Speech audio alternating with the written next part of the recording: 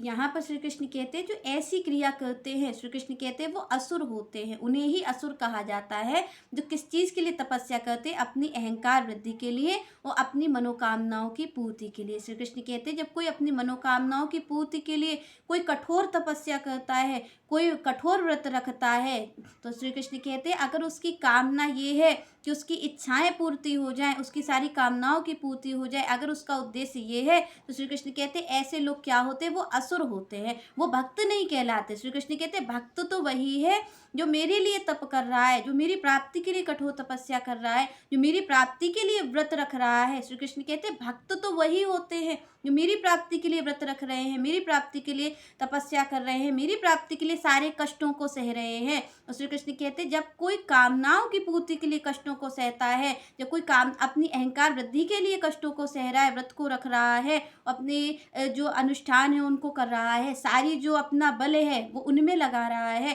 तो श्री कृष्ण कहते हैं ऐसे लोग असुर कहे जाते हैं। जो शास्त्र विरुद्ध आचरण कर रहे हैं उन्हें असुर ही कहा जाता है। और श्री कृष्ण कहते हैं असुरों की क्या फिर क्रिया होती है आगे? उन्हें नीच योनि में ही भेजा जाता है, उनकी दुर्गति ही निश्चित है क्योंकि उनका असुरों जैसा कार्य है। तो यहाँ पर आप और हमारे लिए श्री कृष्ण यही संकेत कर रहे हैं कि हमारी हर चीज़ का उद्देश्य, अगर हम कोई व्रत रख रहे हैं तो उसमें सांसारिक कामना नहीं होनी चाहिए। यहाँ पर भगवान ने स्पष्ट कहा कि शास्त्र इसकी आज्ञा नहीं देता है। आप और हम जो सांसारिक व्रत रखते हैं इसकी आज्ञा शास्त्र नहीं देता है। शास्त्र कहता है कि व्रत अगर रखना है तो वो श्री कृष्ण प्राप्ति का ही व्रत होना चाहिए। अगर आप व्रत रख रहे हैं, अगर आप कोई कठोर तपस्या कर रहे हैं, अगर आप शरीर की शक्ति को किसी में लगा रहे हैं तो वो श्री कृष्ण प्राप्ति के लिए लगानी चाहिए।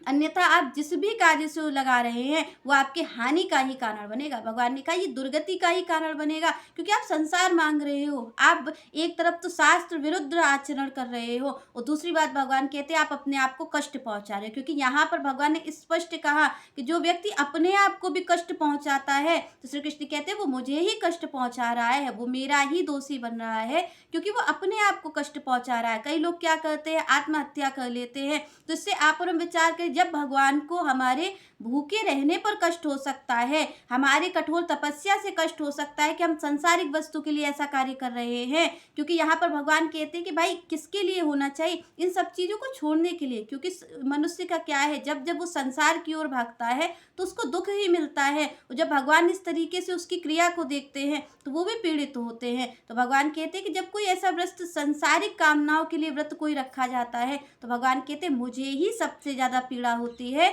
क्योंकि व्यक्ति खाता भी नहीं है, पीता भी नहीं है। कई लोग निर्जला व्रत रखते हैं, कुछ लोग अन्न का त्याग कर देते हैं।